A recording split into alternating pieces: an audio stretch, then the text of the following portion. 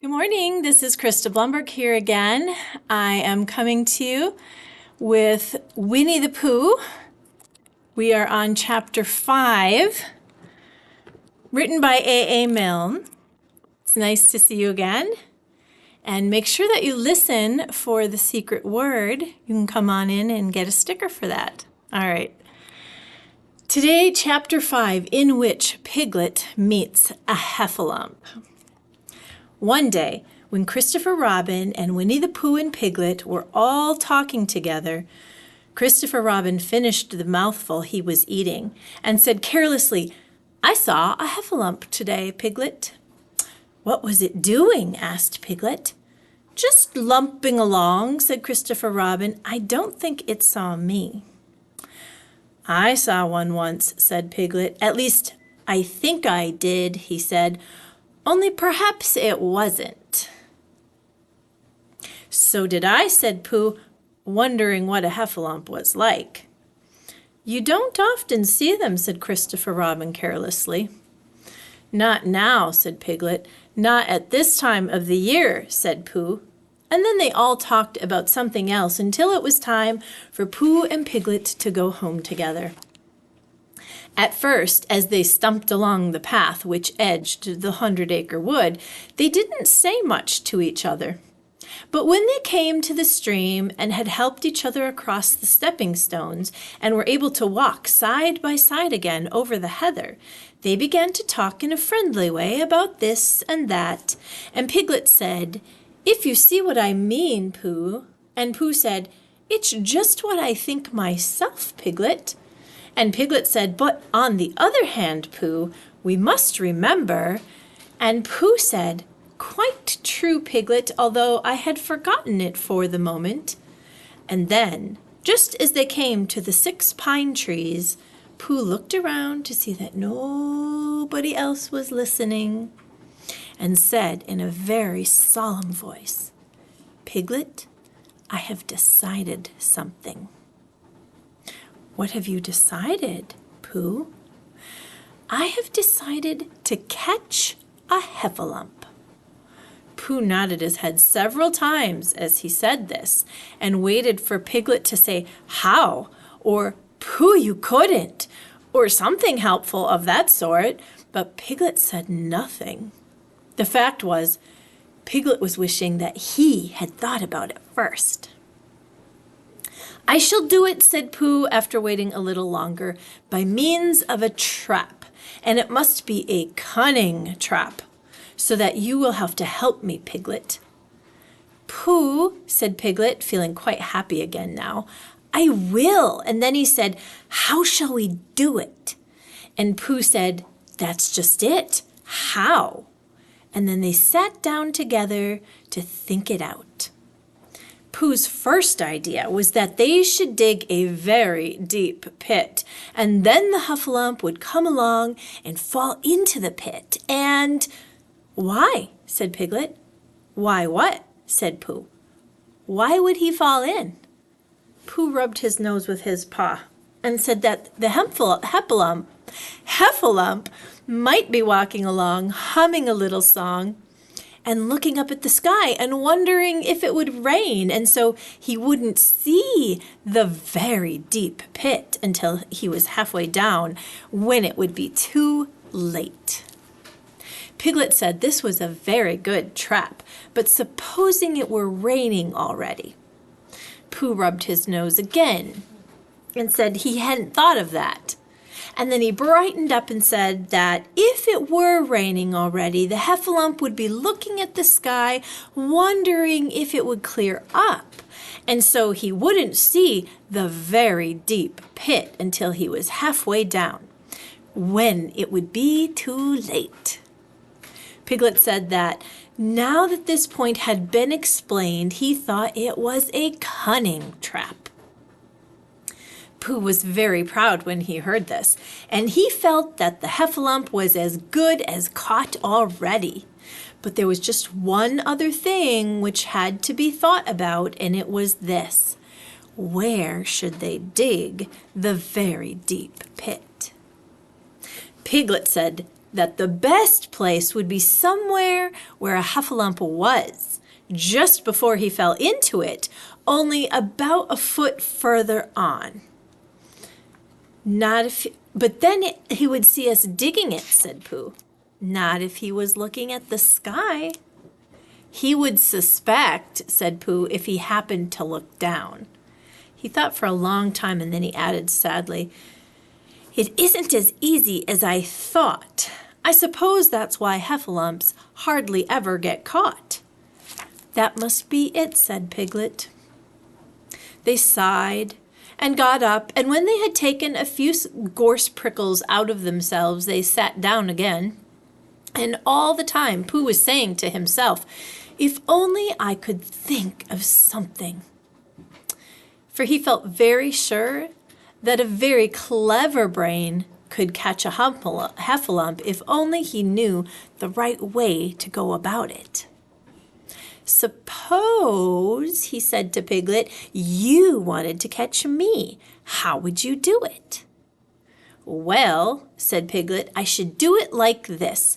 I should make a trap, and I should put a jar of honey in the trap, and you would smell it, and you would go in after it, and I would go in after it," said Pooh excitedly, "only very carefully so as not to hurt myself, and I would get to the jar of honey, and I should lick around the edges first of all, pretending that there wasn't any more, you know, and then I should walk away and think about it a little, and then I should come back and start licking in the middle of the jar, and then, yes, well, never mind about that, there you would be, and there I should catch you. Now, the first thing to think of is, what do Heffalumps like? I should think acorns, wouldn't you? We'll get a lot of...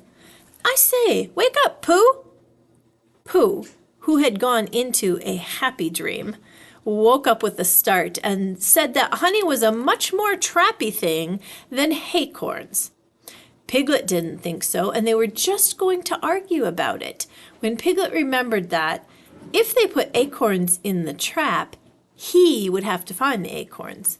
But if they put honey, then Pooh would have to give up some of his own honey. So he said, "All right, honey then," just as Pooh remembered it too, and was going to say, "All right, acorns." "Honey," said Piglet to himself in a thoughtful way, as if it were now settled. "I'll dig the pit while you go and get the honey." "Very well," said Pooh, and he stumped off. As soon as he got home, he went to the larder, and he stood up on a chair, and he took down a very large jar of honey from the top shelf. It had honey written on it, but just to make sure, he took off the paper cover and looked at it, and it looked just like honey. "But you never can tell," said Pooh. "I remember my uncle saying once that he had seen cheese just this color." So he put his tongue in and he took a large lick. "Yes," he said, "it is, no doubt about that, and honey, I should say, right down to the bottom of the jar, unless, of course," he said, "somebody put cheese in the bottom just for a joke. Perhaps I had better go a little further, just in case Heffalumps don't like cheese, same as me. Ah," and he gave a deep sigh, "I was right. It is honey, right the way down."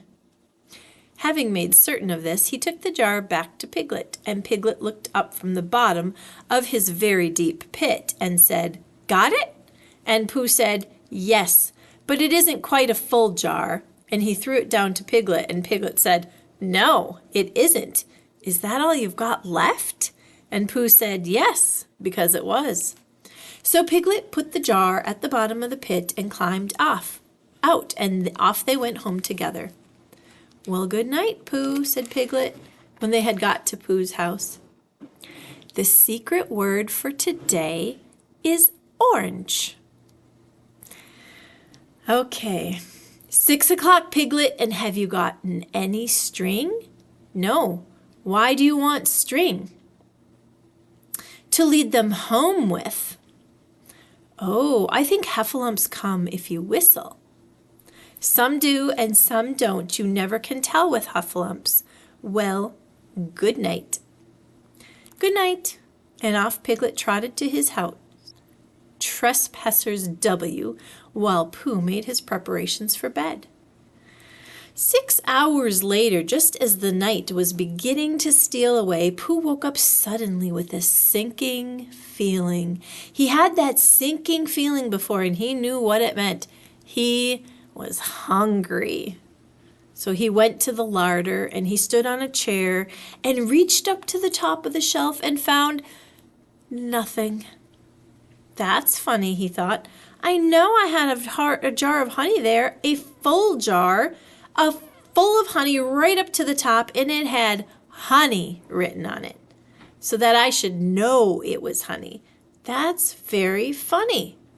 And then he began to wander up and down, wondering where it was and murmuring a murmur to himself like this: "It's very, very funny, 'cause I know I had some honey, 'cause it had a label on saying honey. A galoptuous full-up pot, too, and I don't know where it's got to.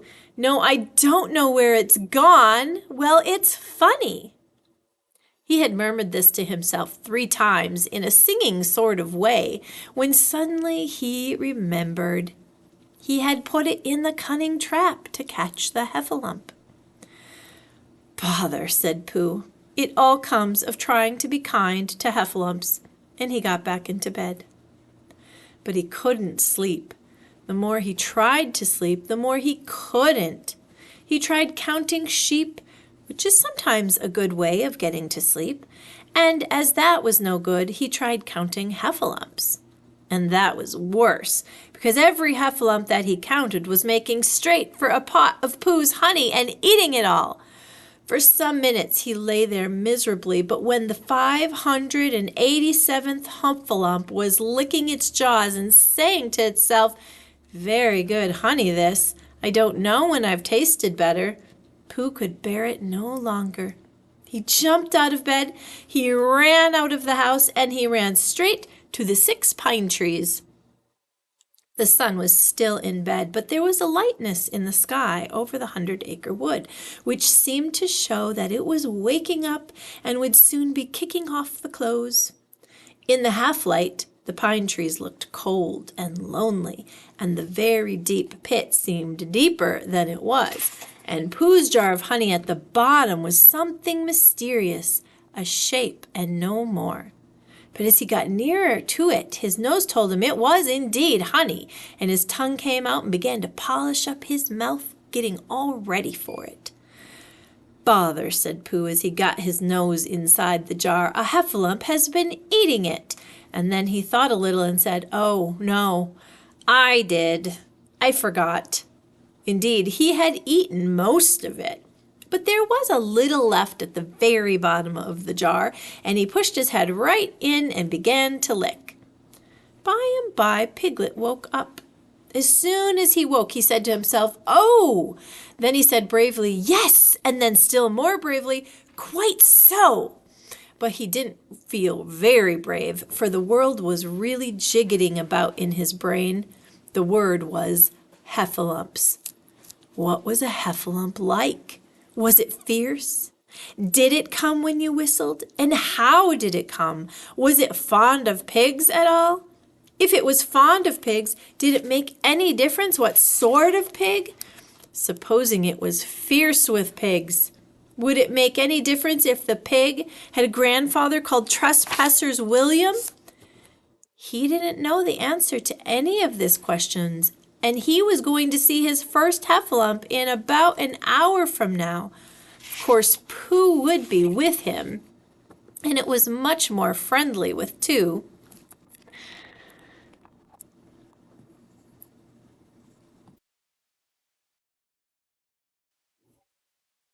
I'm back. Of course, Pooh would be with him, and it would be much more friendly with 2. But suppose heffalumps were very fierce with pigs and bears. Wouldn't it be better to pretend that he had a headache and couldn't go up to the 6 pine trees this morning? But then, suppose it was a very fine day and there were no heffalumps in the trap.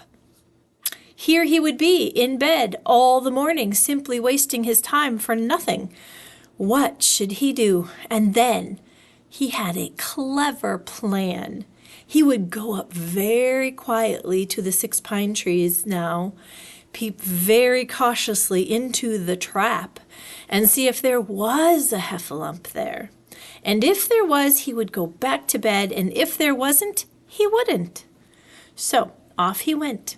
At first he thought that there wouldn't be a heffalump in the trap, and then he thought that there would. And as he got near, he was sure there would, because he could hear it heffalumping about like anything.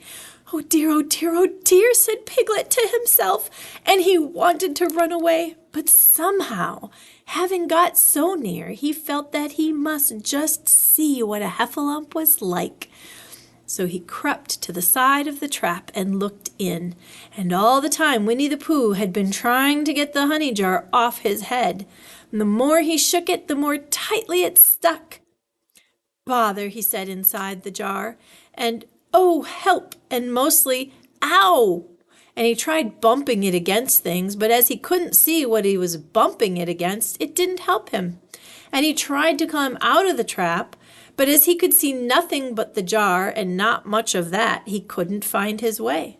So at last he lifted up his head, jar and all, and made a loud, roaring noise of sadness and despair.